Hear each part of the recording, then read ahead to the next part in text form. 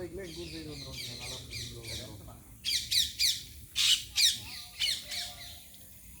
என்னங்க? சரி சார். ஆமாங்க. இது வந்து 2000.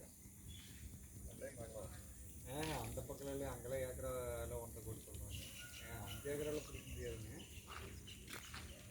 இது வேணும் பேசிட்டு வேணும் சொல்கிறேங்க. அங்கே அந்த சைடு தான் பேசிட்டு சொல்கிறாங்க. ஆனால் பட்ஜெட் அந்த பட்ஜெட்டுக்குலாம் முடியாது. ஆமாங்க, பைபாஸ் போட்டோம்னாங்க 3000 ரூபா இருக்குதுங்க. வேணால் வாங்கி போடுங்க. ஒரு 1.40 3000 ரூபா தனி பண்ணுறாங்க.